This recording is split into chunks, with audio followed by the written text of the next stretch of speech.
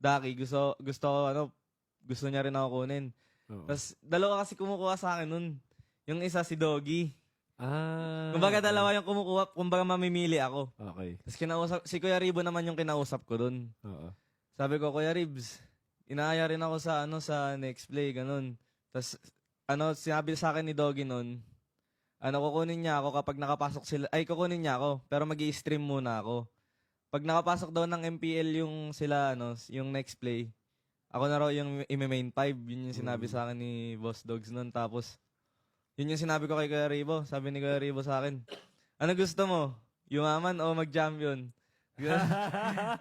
Sabi ko, gusto ko talaga mag-champion Kuya Ribs kasi pangarap ko to eh. Gusto ko maabot Tama. yung pangarap ko eh. Sabi niya, edi mag-brand ka na. Tapos sige, brand na ako. Tapos ayun, pinapunta na ako doon na kaagad sa brand. Nice. Tapos Oo. sobrang pa nun, parang sobrang saya ko. Kasi kahit sinabi nila, si Coach Leder sabi, try out pa lang daw ako. Si Dilar daw kasi yung gusto nilang kunin. Naalala ko nga to. Oo. And edi sa scrim ako yung naglalaro, 4 games. Yung ka-scrim namin nun, mga Indo, di ko kilala eh. Kasi wala akong alam sa mundo ng may MPL. Ng pro, oo. May MPL Indo pala. Nagulat ako. May mga Indonesian player pala. Yung alam ko lang na Indonesian player nun, yung Onyx kasi Oo. champion sila nun eh. nanonood ako ng MSC nun eh. Oo. Kasi, May diba? picture ka nga nun eh. Kasama ko sila nun, sila Honda, sila Haji, sila Dexter. Ayun, di ko kilala yung mga yun, pero may mga ganun pala sa ibang bansa na nagko-compete kaya mas nagulat ako. Okay. Kasi yun, Stig ah. tapos yung naranasan ko na yung magkaroon ng ka-scrim na sobrang lakas daw. Sa akin, parang wala akong paki kasi di ko sila kilala eh. Oo. Kumbaga wala akong kaba eh. Ayun, nilalaro. Kasi di ko kilala yung mga MPL player sa Indo. Tapos sinasabi nila, huy, ayusin mo pala pa, malalakas tong mga to.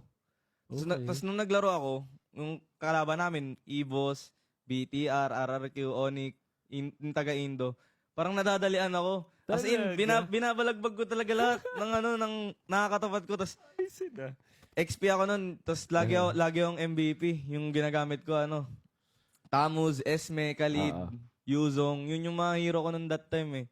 So yun, gulat na gulat ako. Malalakas pala to. Kasi tinatalo lang namin. As in, pinupor-zero namin lagi sa scrim yung mga yun eh. Oo.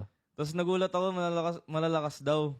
Tapos yun, yung pagka-tryout ko doon, parang yung pinaka-main tryout ko talaga sa tournament. International tournament.